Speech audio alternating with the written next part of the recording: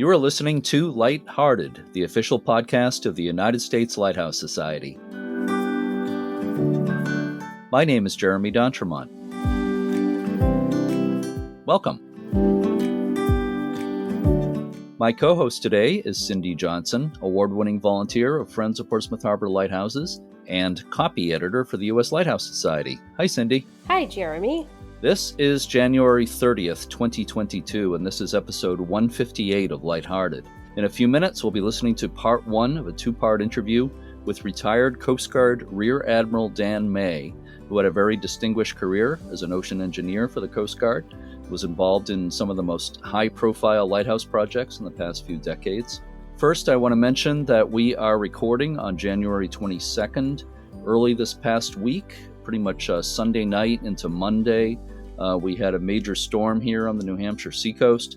The storm caused a lot of flooding and damage in the area, including at Coast Guard Station Portsmouth Harbor. Cindy, of course, regular listeners know that you and I are involved with Portsmouth Harbor Lighthouse there. Yes. The storm flooded our storage shed on the Coast Guard Station, which is maybe a couple hundred feet from the lighthouse. It flooded the storage shed and destroyed some of our merchandise and literature in there.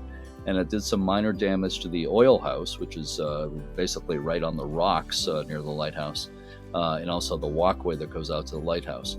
In my 21 years of being involved there, this was one of the two worst storms I've seen. The other worst one was in April 2007. Cindy, I know you are actually in Arizona right now, but I think you've been monitoring the situation. Right, yes. I'm actually spending some time at my mom's in Tucson, but I'm in touch with you and Michelle, and I couldn't believe the pictures of the station and our storage shed. So I just really wanted to say many thanks to you both, you and Michelle, for cleaning up as best you could the other day, along with FPHL volunteers, William Marshall and Dave Garabedian. Yes, they did, what's the word, yeoman work, volunteering. It was a mess, but could have been worse, of course. And we had moved a lot of the merchandise out of there to our off-site storage unit. Exactly. I'm so glad that we have so much of our merchandise in a storage unit off-site. Yeah, well, things could have been worse, but we'll be dealing with cleanup and repairs for a while. That's okay. We have a bunch of good volunteers. We sure do. So, Cindy, please help me tell our listeners about today's guest. Okay, Jeremy.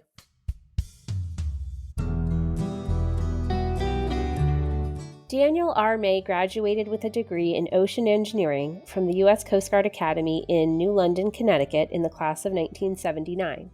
After time aboard the Coast Guard cutter Ingram, based in Portsmouth, Virginia, Dan became the ocean engineer for the 5th Coast Guard District. During his time as the ocean engineer for the 5th District, Dan worked on lighthouse projects from Delaware Bay to the Carolinas, along with other engineering projects involving buoys and other structures on the water. He earned a master's degree in ocean engineering from the University of Rhode Island in 1982. During a 4-year tour at the National Data Buoy Center, he was responsible for the expansion of the Ocean and Coastal Weather Data Collection Network to nearly 80 locations, including coastal lighthouse sites. After time as the commanding officer of Coast Guard Station St. Louis, Dan moved to Civil Engineering Unit Providence, Rhode Island, where he served as the project engineer for several major lighthouse projects, including the relocation of Block Island Southeast Light, the first move of a major lighthouse structure in the United States. Dan served as the commander of Coast Guard Group Boston from 2001 to 2004. He was assigned as commander of the Coast Guard's Personnel Service Center in May 2010 and retired as a Rear Admiral in 2013. He served as a member of the Board of Trustees for the U.S. Coast Guard Academy during his active duty time and previously served as the Assistant Superintendent of the Coast Guard Academy. Rear Admiral Dan May is the recipient of numerous awards, including 3 Legions of Merit Awards, 2 Meritorious Service Medals, 4 Coast Guard Commendation Medals, 3 Achievement Medals, 3 Special Operations Awards, 2 Unit Commendation Awards, and 3 Meritorious Unit Commendations. He was the 1992 Rear Admiral John B. Orrin Award recipient for the most significant contributions to the Coast Guard Civil Engineering Program. I've known Dan for many years. It was a real pleasure having a chance to talk about his career and some of the lighthouse projects he's been involved with. We conducted the interview using Zoom a couple of weeks ago, And because there was so much to talk about, the interview has been divided into 2 parts. We'll hear part 1 today, and part 2 will be released next week on February 6th. In part 1, we talk about projects involving the lighthouse at Montauk, New York, the moves of Block Island Southeast Lighthouse in Rhode Island, and several projects involving Boston Light, among quite a few other things. So let's listen to part 1 of my conversation with Dan May now. I'm speaking this afternoon with retired Coast Guard Rear Admiral Dan May. Thank you so much for joining me today, Dan. Good to be here, Jeremy. I really appreciate it. So we're speaking today via Zoom, and you're at your home in Newburyport, Massachusetts, which is about a half hour south of where I am in Portsmouth, New Hampshire here. Newburyport, for people who might not know it, is a great small city with a lot of maritime history. Newburyport is often referred to as the birthplace of the Coast Guard because the first revenue cutter in the United States was built there in 1791. Revenue cutter service later was part of what launched the Coast Guard, basically. So Newburyport, I'd say, is a good place for a retired Coast Guard officer to live. Yeah, it's been on our radar for many years, and when we decided to retire, we couldn't think of a better place to come. But let me ask you a 2-part question for you. Where are you from originally, and what led you to go into the Coast Guard? Believe it or not, I grew up in, back then was a small town, not so much today, but Orlando, Florida, home to Disney World. Of course, I grew up before Disney, and it was a great little town. I spent a lot of my time out on the water. As a young kid growing up, every waking minute was outside. We didn't have the technology that young folks today do. So it was outside, swimming, boating, fishing. And I loved to go to the beach. I had a surfboard, and a bunch of buddies and myself spent just about every bit of time we could over on Cocoa Beach, New Smyrna Beach, Daytona Beach.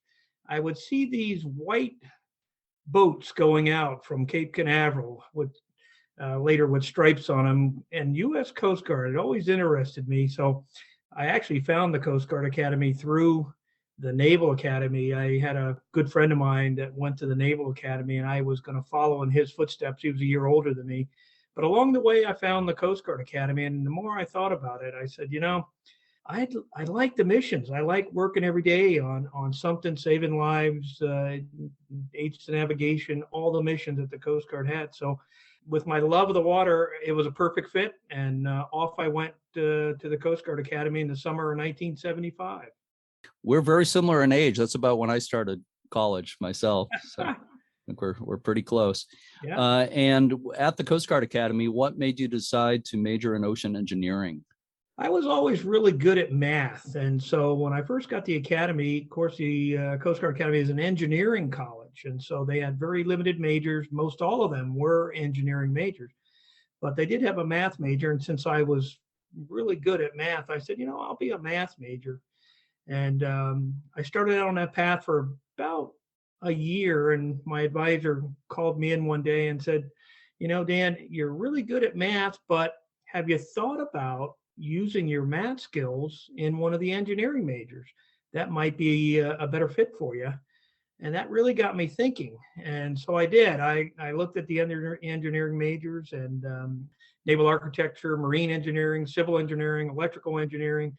And they had this major called ocean engineering. And with my affinity for the water, I said, wait a second, this looks fantastic. And so I said, I think I'm going to be an ocean engineer. And for those that may not know, ocean engineer is basically the same thing as a civil engineer.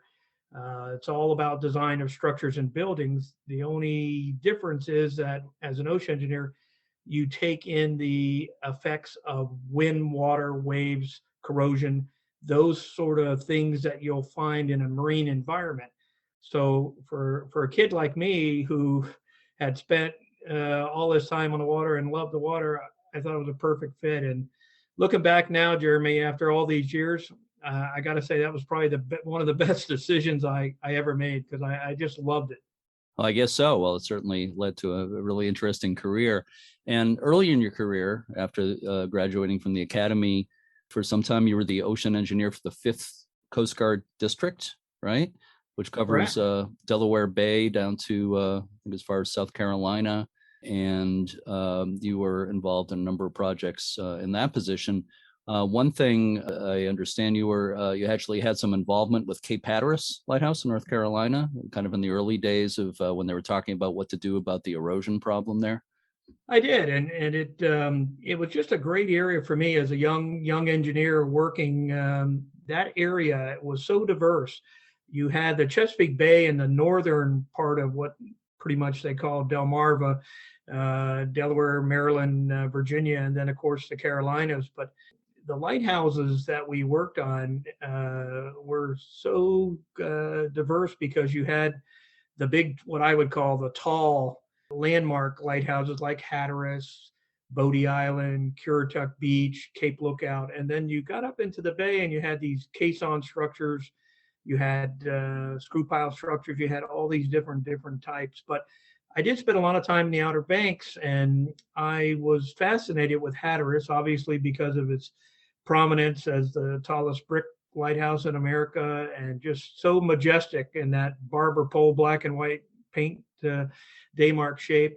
And so Hatteras was interesting because it's similar to a few other places around the country that you'll find where the National Park Service has a park, and in this case, the Outer Banks National Seashore.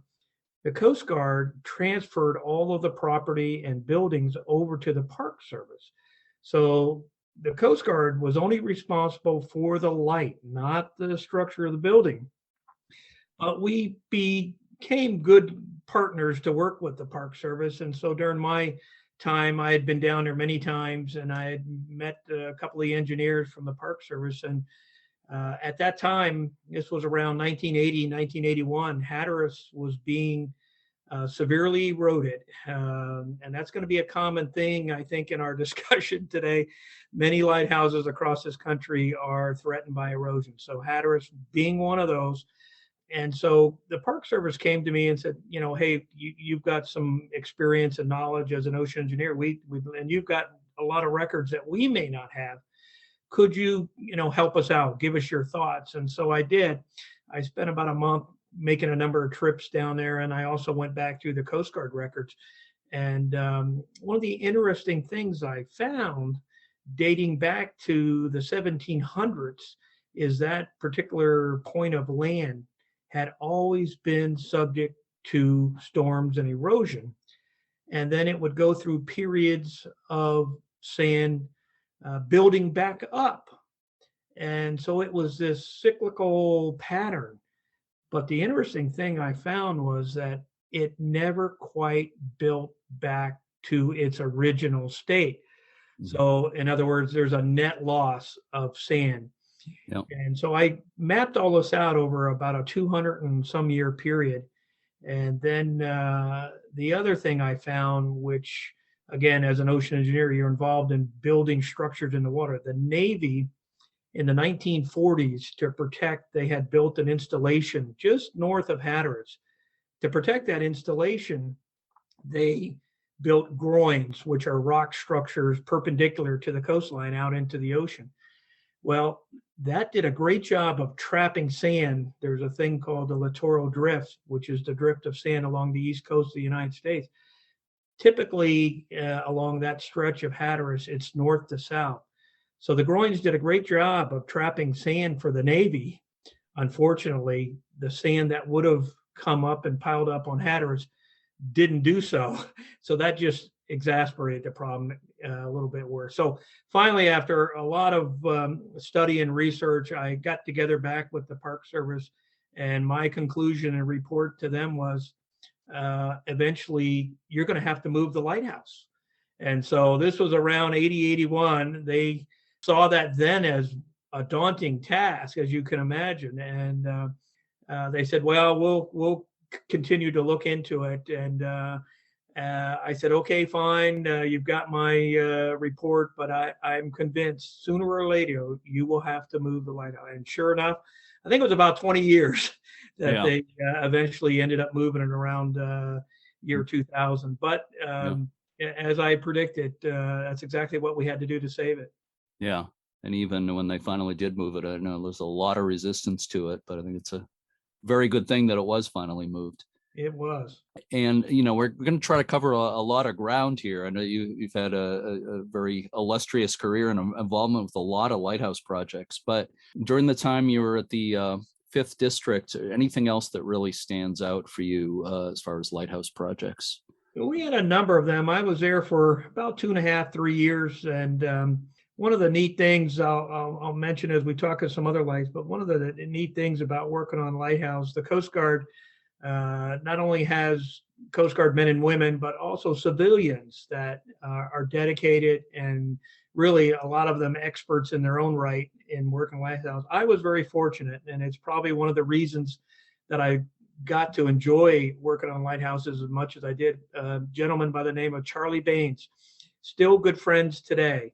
Charlie was a civilian who worked on all the lighthouses in the 5th District, and he was also the lead guy for most of the automation projects, which was during that period of time, the 1980s, as you know, and most lighthouse folks know, the Coast Guard was all about automating lights, taking the people away and setting up these automatic systems. So Charlie and I spent a good bit of our time all over the coast. And what I loved about Charlie was it didn't matter the day, the time, whatever, he was there. I don't think he ever got paid one penny of overtime. We went by boat, helicopter, you name it. He was there with me going out to the lights and the various things. We did a lot of work on the offshore towers. If you are familiar with that coastline, there's 3 of these. We called them Texas towers. Mm-hmm. From an aesthetic point of view, they're not very picturesque, sadly. Right. But they look like oil rigs. That's what we call them Texas towers. But they took the place of light ships. Yeah. Back in the day, when you were light ships, we had frying pan shoals, diamond shoals, and Chesapeake. When the Coast Guard replaced those light ships, they did it with these skeletal towers. They were manned. They were 5 Coast Guard personnel out there. But as we automated them, Charlie and I spent a lot of time at those offshore towers. Mm-hmm. And then we also worked all through the Chesapeake Bay, the Outer Banks, just a great place to be out on the water and to work. You mentioned spending a lot of time at those remote offshore towers, those Texas towers. Do you ever actually get stuck there for any periods of time? Unfortunately, I did. Charlie and I got stuck at a couple of lights. He wasn't with me on one trip. I was with a contractor, and we had gone out to Chesapeake Light, and we had a contractor's boat with us most of the week. And towards the end of the week, we were wrapping up work. We released our contractor, and the Coast Guard in communication with us there in Hampton Roads said, "Okay, no problem. We'll come get you whenever you guys are ready." So we called them. We finished up the next day, and they sent a boat out, and it was too rough. So we said, "Okay, we'll come." They'll come the next day. Well, that turned into 4 days. We were stuck. We had run out of food and water. That was probably the worst trip I ever recall. Wow. But we had a day of fog. They were going to come get us by helicopter. Then it was pea soup fog. They then sent an 82-foot patrol boat the next day and determined it was too rough that day. And then we had fog the 3rd day. Nobody could fly. Eventually, on the 4th day, a big Coast Guard H-3 helicopter came out and picked us all up. So we survived. It wasn't all that bad. We did some fishing, and we just enjoyed time being out on the light tower. Wow. So we'll skip ahead a bit here. And I know we're skimming over your career. There's so much we could talk about. But in 1991, you were assigned to Civil Engineering Unit Providence, CEU Providence, a place I've been to a few times. It was actually in Warwick, Rhode Island. You were involved with a number of lighthouse projects when you were there. The first of those projects involved Montauk Light in New York, one of the best-known lighthouses in America. What were you involved with Montauk at that time? No, it was a great spot. It was shortly after I had reported that summer of 1991 to the unit, and at that time I was a senior ocean engineer now for the 1st Coast Guard District, working all projects from the Maine Canadian border down to southern New Jersey. And Montauk, again, a lighthouse threatened by erosion. And as you mentioned, Jeremy, just one of the, I think, most beautiful lighthouses in the country. It is the fourth oldest lighthouse commissioned by George White. Quite a bit of history there. And the lighthouse was being threatened by erosion. So I made a number of trips down there and again, did some research. Something I found that the Coast Guard records probably not as good today as they were back in those days, but you could find a good bit of information doing research. And that was always part of my projects that I would work on to see what history could tell us about that particular site. So interesting there, the lighthouse set up on a hill called Turtle Hill, highest point around. And so if you started looking at what the options were, moving the light, plus it was built of sandstone, not the most structural material that you would want to use like brick or granite, something that could withstand a move. So the Corps of Engineers had done some work in the early years. There was a woman who lived in the area, Georgiana Reed, who actually had patented a terracing approach. So all of these things had been done throughout the years, but here we were, 1991, and a lot of storms had been taking its toll. And so at that time, Senator Moynihan had authorized the Coast Guard to spend up to $600,000 to do something that would help protect the lighthouse. And that's the project that I was handed. So after spending a number of trips down there, talking to other engineers and looking at it myself, my plan of attack was to design and construct what's called a revetment, which is a large stone structure. Coast Guard owned 475 linear feet around the light, and that's what my project would entail. So I spent about a year and a half working on the project. We ended up constructing the revetment. It was a total of 5,000 tons of rock is what we put in there. And if I do my math right, I think that's about 10 million pounds of weight that we put in there. And I'm happy to say it's still there. I was just down at Montauk last week, and the old revetment has withstood 30 years of storms, and it's still standing tall. They're doing some more work to fortify it even further and to protect it, but just a great spot, and it was a absolutely fun project. Yeah, they're still doing erosion control measures, costly, very involved measures there as we speak, right? They are. They're going all around. It's, Mother Nature is somewhat of a nemesis. If you protect one point, she'll go after another. So the big fix is to try to protect the entire point. And I lost track of the dollars. I think it's somewhere to the tune of $9 or $10 million that is being spent, federal and state funds, to protect the entire point, including the lighthouse. So that's going to be. In fact, they were working on it when I was down there last week. That'll be hopefully a real good long-term solution for Montauk.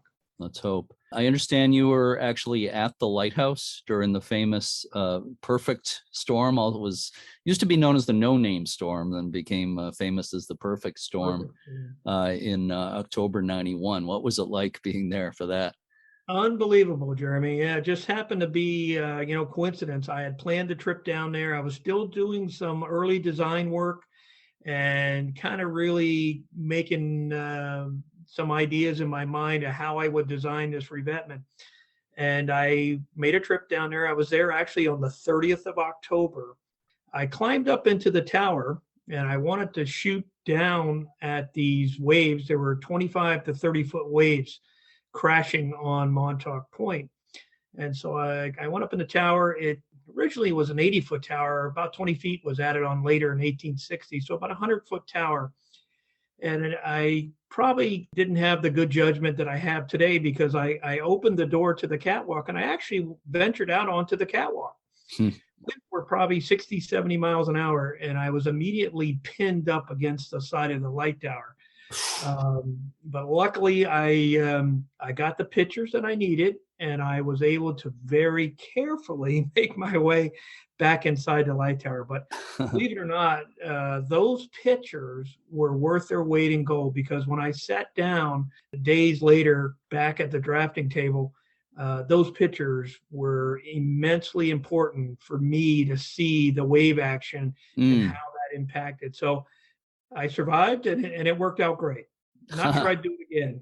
Yeah, right. I wouldn't recommend it. It makes me think of that famous photograph by the French photographer Jean Guichard, the La Jamont Lighthouse off the Brittany coast of the keeper standing in the doorway and that gigantic wave wrapping around him. That's what I'm picturing you. Yeah, it's about what I felt like.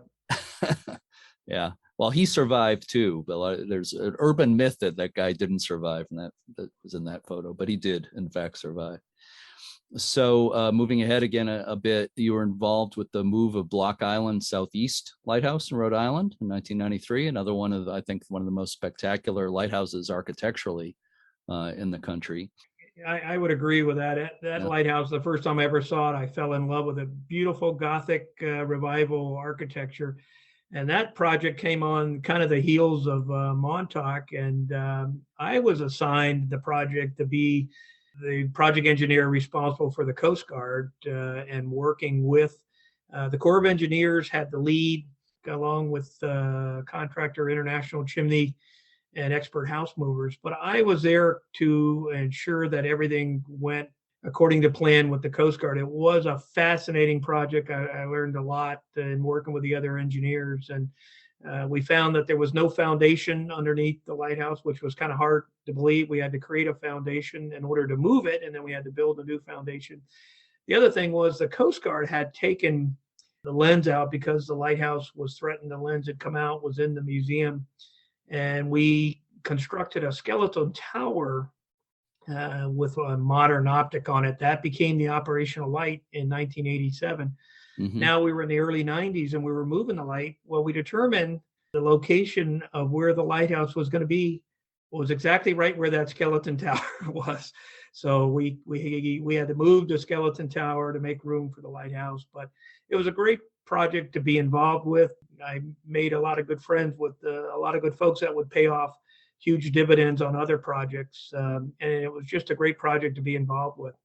I was there once before that lighthouse was moved, and I've been there many times after that. So I didn't get to be there for any of the actual move, but I certainly saw. Well, that was the fun part. I think we had figured out the lighthouse together, and a lot of folks said, well, why don't you break the tower away from the keeper's house? Well, you couldn't do that. They were an integral design. We had determined that it probably weighed about 2,000 tons together. So not only was the first move of a structural lighthouse in America, it was a heavy lift, literally. Really is incredible what you and International Chimney and expert house movers has done at these places. It's such a massive building. And also another thing about the Block Island Southeast Light is that it had, as I believe you mentioned already, it had a first order Fresnel lens for many years that rotated on a mercury bath. That equipment was removed, as you mentioned. The navigational light was moved to a skeletal tower. The old Fresnel lens was removed because the Coast Guard didn't want to have lenses rotating on mercury baths anymore. So that was before the move of the lighthouse. And the old lens, because of that old type of equipment, it couldn't be put back after the move. A replacement lens, I guess you would say, was acquired to put in the lighthouse. And I think you had a lot to do with that. Can you tell me about that? Sure. And it was interesting because this had kind of come up once the lighthouse was moved. At least from the Coast Guard perspective, our initial thoughts were we would just take the modern optic, which was what's known as a DCB-24. It's a rotating kind of an aero beacon type optic. We would mount that back in the tower, or we'd leave it up on a skeleton tower. But the Block Island historical folks said, wow, now that we've got this lighthouse moved and saved for the future, we'd love to relight it in the lantern room. And of course, their initial thoughts were maybe to use the original lens. But as we mentioned, we couldn't do that because of the mercury bath, and there were some other mechanical issues with that old flash style lens. So we got together on a couple occasions and we started just brainstorming of what we could possibly do. Well, from my time down in the 5th District, I recall that we had taken the first order Fresnel, kind of a beehive. It wasn't a flash panel lens like was in Block, but it was a first order lens and it would fit very majestically in that lantern room. So I knew that lens was available and it had been packed away. It was on display for a while and then packed away in a warehouse. And one of the things that folks may not know, but I learned in my work on Lighthouse, lenses were moved around the Coast Guard all the time. They were put in lighthouses, they would come out, they would go get refurbished and then go back and be used again. So we proposed to the Block Island Historical, what if we use this first order lens? And so the more folks thought about it, I had some pictures and everybody loved the idea and said, wow, that would be awesome. We could get a first order. So of course, the Coast Guard had an operational need. We talked to the 5th District. They were more than willing, since we had an operational need, to let us put it back up in Block Island. I then had a Coast Guard crew go down, get the lens. We brought it up. I worked with them to refurbish the entire lens, and I had to then design a pedestal for it, and we had to make some other modifications. I actually wrote a secondary contract where we refurbished the entire lantern room. It's about $75,000 worth of work to go into that lantern room to really make it pristine before we put the lens in. And we were able to do that. And it was a fun project, and we got it lit. And it's still out there today, as far as I know. Oh, it is. It's the only operating first order Fresnel lens in southern New England in any lighthouse. Wow. It's only one at Seguin Light in Maine, and only one in northern New England. So just those two in all the New England region. And it's a spectacular lens, and a beautiful lighthouse like that with such a large lantern room. You know, I think it's a great thing that it still has its historic first order lens. Too. Yeah. So good work on that. Well, I just had one more note about Block Island Southeast Light. They've just finished a lot of restoration of the interior of that building and opened some new exhibits inside the lighthouse, which is pretty exciting. I definitely want to make another trip to go back out there and see the lighthouse, especially, as you said, with all the new work that they've done in the museum. So moving forward, actually, it was the same year you were involved with the 1993 move of Highland Light on Cape Cod, also sometimes referred to as Cape Cod Light. You called that one of the most challenging of the lighthouse moves you've been involved with? It was. And the interesting thing about Highland Light, two main things. One, because of its location and the number of different entities involved, and they all had a kind of a different opinion.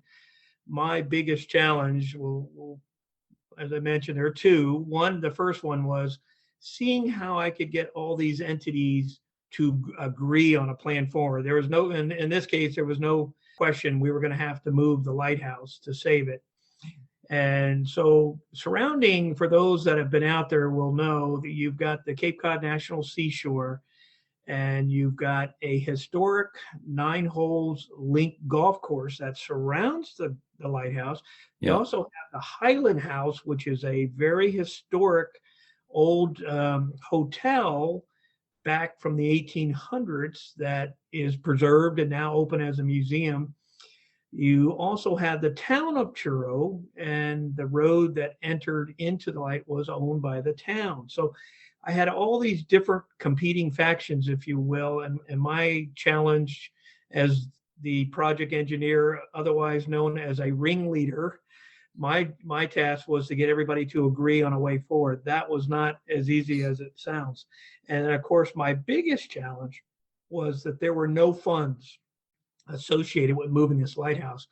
Again, a congressman had stepped forward. Congressman Jerry Studds at the time had authorized the Coast Guard to spend up to $600,000 to study whether the lighthouse could be moved and how you would do that. There were no funds to actually move it. So as I got involved in the project, much like a lot of the projects I ended up getting involved in, I just got so involved that I had pretty much determined in my own mind that I've got to find a way to move this lighthouse. And Yeah. there were two gentlemen out there, Gordon Russell, no longer with us, and Bob Pleninger. They were part of a little local, as you'll find in numerous places all over the country, a grassroots effort that were trying to save the lighthouse. And so I created this partnership with them, all the other entities involved, and we came up with a plan to move the lighthouse. And we also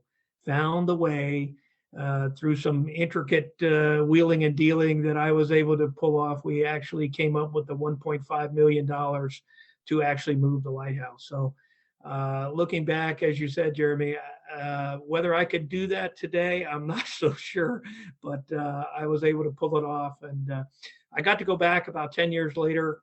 The Park Service invited me out, and I got to go back and be there for a little ceremony. And it was so great to see it. It turned out very much as we had planned, and it is fantastic to see that lighthouse still standing. I remember visiting there before the move when during the time there was a trailer out in front of the lighthouse, and Gordon Russell was manning the trailer and selling T-shirts and stuff to make a little money for the move. Remember chatting with him then. And one of the other interesting things about Highland, and I think I've got a picture somewhere, knowing what I had learned about Block Island as I finished the design and the specifications to go out for bid. And again, International Chimney won the bid for that project, and we actually worked with the Corps of Engineers to get them on board. I decided I wanted to make sure that there was a foundation under Highland Light. So all the drawings we had did not show a foundation. So on the final part of my project, I took a day, I went out to Highland Light, and we actually took a backhoe. We dug underneath the lighthouse, and I crawled down underneath the lighthouse and dug out underneath it. And much to my amazement, there was nothing there. So I crawled up out of the hole, and I looked back. I was standing only about 30 feet from the bluff. I looked up at the tower, I looked at the hole, and then I decided it would be wise to hurry up and close up that hole. So Wow. we again had to design a foundation, and it just amazed me that this tower would be standing for over 150 years with just brick placed on sand, no foundation whatsoever. That is absolutely incredible. And I don't even want to think about the other lighthouses that might still be standing on their original lack of foundation, from that era. I'm sure there are others, but maybe we shouldn't think too much about that. So during your years with CEU Providence, and then a little bit later with Group Boston, you were involved, I believe, in multiple projects involving Boston Light. Of course, the oldest light station in the country, more than 300 years old. Although the first lighthouse was destroyed by the British, it was rebuilt in 1783, second oldest standing lighthouse tower in the country. So what were some of the projects you did related to Boston Light? I think probably Boston Light is the one lighthouse in this country that I've been to more times than I can count. And I suspect that it's probably well above 100 times that I have spent working on a number of projects and things out there. First of all, again, erosion. We worked on a number of projects to use gabions, which are cages of rocks, and some other terracing to protect the light. We also did a restoration of the tower and a lot of the other work. And then when I didn't have my engineer's hat on, I had been assigned as the deputy group commander. That's the operational commander for day-to-day Coast Guard missions in Boston. So I again had a direct connection to Boston Light. At that time, we undertook restoring the old 1884 Keeper's House. And you may have seen it during those days. It was right out of a 1970s with green shag carpet and a drop ceiling and all this just ugly renovation work. And we said, no, we're going to take it back to its historical roots. So we just about gutted it during, and of course, this was all during the time it was still manned by Coast Guard personnel. There were three Coast Guard personnel assigned there, two on and at any given time. And so they actually participated in the project with us, but we almost gutted it, took it down to the studs, did a all new blue board, plaster coating, took every bit of paint that was off the central staircase. It was a beautiful, I believe, maple wood, maple or oak, I forget. And that was totally restored. So did a lot of those projects on it. And it was just actually a great place for me to, I ended up coming back a few years later as the group commander and spending more time at Boston Light. But I was also struck by the history there, and I kept racking my brain to see what we could possibly do for the long-term preservation of that lighthouse. And I was convinced, I got this idea during those many trips that I made, that the way we should solve this is by hiring a civilian person to do that. And I know we'll jump ahead in a little bit and talk more about that, how that came about. But I got that idea early on, and luckily for me, I was in a position to do something about it later on. But I just loved going to Boston Light. It was just a fabulous place. Looking back, seeing the city of Boston and being out there was just a great place to be. Yeah. Oh, yeah. It has a very big place in my heart as well. I first spent time out there in the late 80s. I don't remember the house looking like what you were describing, but you might remember Dennis Dever, who was the officer in charge there for a couple of years. I knew him quite well. And I was helping the Friends of the Boston Harbor Islands give tours there at that time. So I've probably been there dozens of times over the years, not more than 100 like you, but it's a really special place, of course, both in terms of history and beauty, I would say. You played a big role in the return of the 1719 fog cannon to Boston Light, the first fog signal in North America, right? And which is now on display inside the base of the lighthouse. Can you tell me about that? Yeah, that's correct, Jeremy. At that time, we also wanted to. There's a little museum in the base of the light tower, and we were trying to do some work on that. And we did some research, and we found the very first fog signal was this cannon, and we knew exactly what kind of cannon it was. And with a little bit more research, we found that the cannon was in place down at the Coast Guard Academy. It was on display.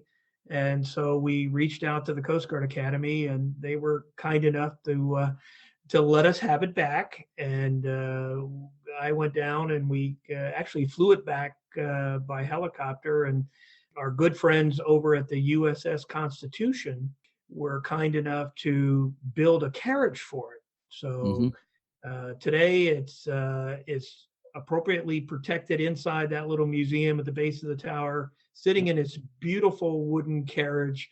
I suppose it could probably still be used today if need be. It is a great artifact to have on the history of Boston Light. It is. I was there for the rededication of that. It's great that it came back there. So you were talking about the keeper at Boston Light, that you were very involved with the hiring of a civilian keeper back in 2003. And of course, the person is still there today, a mutual friend of ours, Sally Snowman. So could you maybe tell a little bit about that, the thinking behind what went into the transition from Coast Guard keepers to a civilian keeper, who is the only person at this point, is really the only official lighthouse keeper in the United States still employed by the federal government? Yeah, absolutely right, Jeremy. No, like I said, on my many journeys out there and thinking about long-term preservation, I was convinced this was the right thing to do. And you had mentioned the Boston Harbor Islands. During that time, from my early days in the 90s to in 2001, I was reassigned again as an operational commander for the entire region from Cape Cod all the way to the New Hampshire-Massachusetts border. So all Coast Guard operations within that area came under my jurisdiction. And authority. So I was back in the throes of working at Boston Light, and I said, now's the time. We had a fully established Boston Harbor Islands Park. We had auxiliary helping. We had the Friends of Boston Harbor Islands giving tours. I knew the history behind the reason why the Coast Guard still had this as the only staffed lighthouse in America, and it all stemmed from legislation from Senator Kennedy in 1989. And it made sense when he put in the legislation because, as we talked earlier, the Coast Guard was automating lighthouses all over the country. And what the senator did not want to see happen, and I certainly didn't either, he didn't want to see it boarded up and closed up and not open to the public, like unfortunately a lot of lighthouses were. So that was his impetus behind putting the legislation forward. The Coast Guard understood that language, and the way the language read, it said the Coast Guard must maintain a presence, and that's how it was worded. The Coast Guard understood that to mean, okay, we have to have it manned. I always took the tack that, nah, not necessarily. We could have a civilian keeper that maybe is not there all the time, but would be more responsible for long-term preservation and keeping it open and tours and all these things that we had developed. And so fortunately, during my time, I had developed a great relationship with Senator Kennedy and his staff. And I thought I really knew what his desires were, and I thought we could do that in this plan that I had come up with. But first, I had to sell the Coast Guard on it. So I put together a great, that was right in the early days of PowerPoint. I put together a great PowerPoint presentation, and I shared it with all my Coast Guard supervisors. And my plan was to remove the 3 Coast Guard personnel, replace them with 1 civilian that would be assigned to my office in Boston.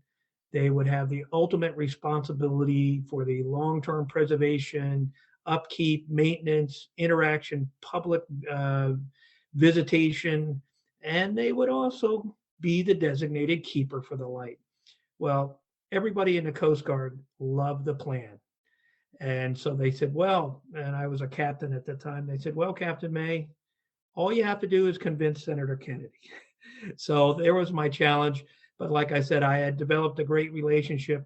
I ended up meeting with him personally, and we pitched a plan to him. He loved the idea. He said that's exactly what he had envisioned.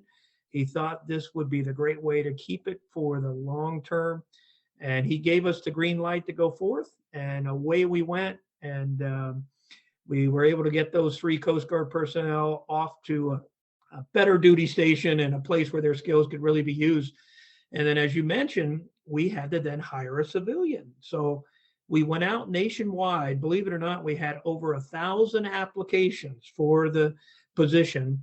And I had got to know Sally Snowman. She was a member of our Coast Guard auxiliary. And at first, Sally was not interested in the position. And she said, no, I'm very happy to be doing my auxiliary work. But the more we got talking about it, towards the end of the time frame, Sally came to me one day and said, I'm gonna put in my application. So she did. I was there to oversee everything. We had a special panel of all independent people from all over the country. And lo and behold, they came to me when they were done with their deliberation, and they said, this is a person that we recommend you hire. And it was Sally Snowman. Mm-hmm. And I was thrilled to death, obviously, and we hired her. And as you mentioned, Sally she's done a phenomenal, unbelievable job and still continues to this day. Yeah, worked out really well for everyone.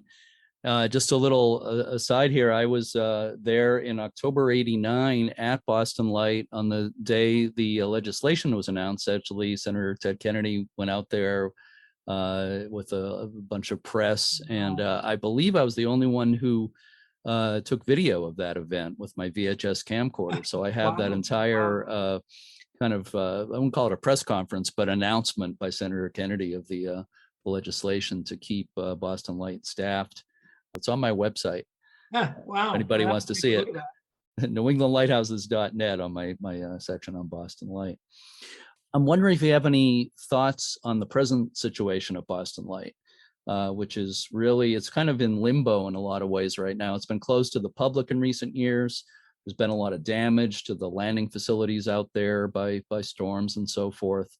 But also it's been announced fairly recently that it will be going through the process under the National Historic Lighthouse Preservation Act to find a new steward, a new owner of the light station. It hasn't actually started the process yet, but it's been announced that it will go through that process. So I'm wondering if you have any thoughts on all that, or basically what are your hopes for Boston Light in the future? Yeah, no, I've tried to, as I've traveled around, I keep tabs on it, and I really hope it continues to be open to the public and preserved for the long-term future. Those were the two goals that I personally, and I think the Coast Guard and everybody that's been involved has always wanted for Boston Light. And we were able to keep that going for a good while. It has sustained some damage now. They're in the process. And then certainly with the pandemic has precluded getting tours and things. But hopefully the future will be bright for Boston Light. I certainly hope so. I'm looking forward to going out there again. Oh, me too. I hope that it does remain open to the public and preserved for the long-term future for generations to come. Absolutely. And hopefully whatever organization or entity becomes the new steward will be very much into interpreting the place for the public and providing some sort of public access. We'll certainly hope for the best with that. Yeah, absolutely. So one more thing I want to ask you about Boston Light. We're talking about Senator Kennedy. I understand there was a day that Senator Ted Kennedy and a bunch of Kennedy family members came out to the lighthouse, and you were there. That must have been interesting. They did. It was amazing, and that was one of the things during my discussions with Senator Kennedy. One of the things he had asked me, he said, "Hey, Captain May, I'd like to bring my family out for a little visit. Would that be okay?" And of course, Senator, thank you so much, absolutely, for giving us the green light to go ahead. Certainly, we'll keep in touch, and we'll host you out this summer.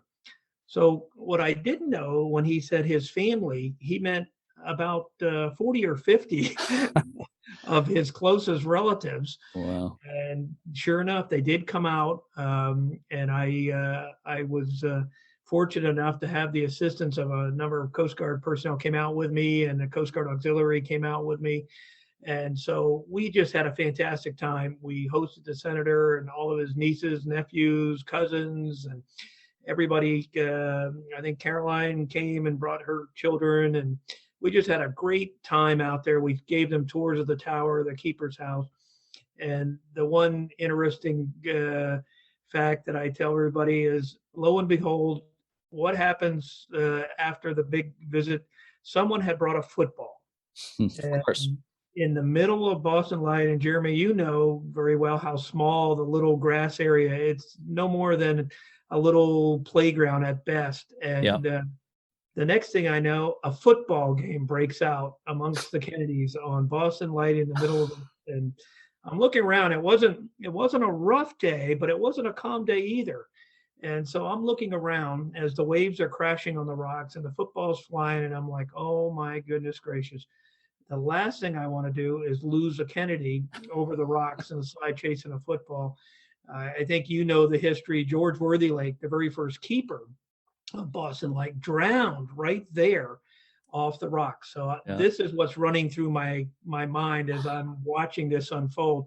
So I quickly grabbed a bunch of Coast Guard folks and some auxiliaries, and I strategically placed them in precarious locations so they would prevent anything. They had a great football game. Everybody enjoyed it. And then they all safely were able to depart without losing anybody over the side, so to speak. And reminds me of when I interviewed Maurice Babcock Jr., whose father, Maurice Sr., was keeper at Boston Light for about 15 years, I think like 1926 to 41, I believe.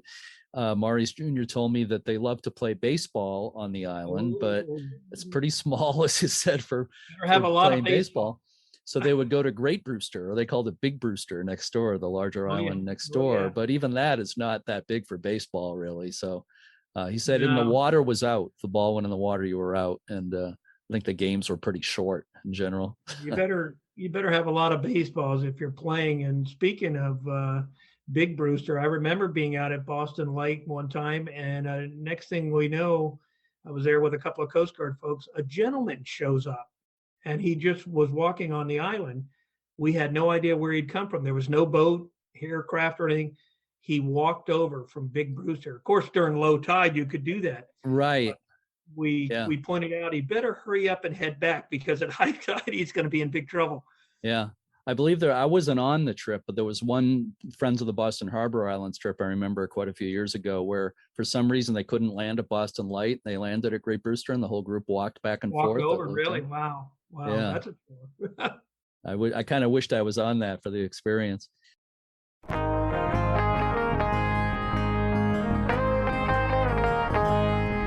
One of the things talked about in the first part of the interview with Dan May was the National Historic Lighthouse Preservation Act of 2000, or NHLPA, under which many lighthouses have been transferred from the Coast Guard to new owners. You can read more about the NHLPA online at disposal.gsa.gov/s/lighthouse program. In part 2 of the interview with Dan, we talk about the origins of the NHLPA. Dan was one of the people who developed the Main Lights program in the 1990s, which was the model for the NHLPA.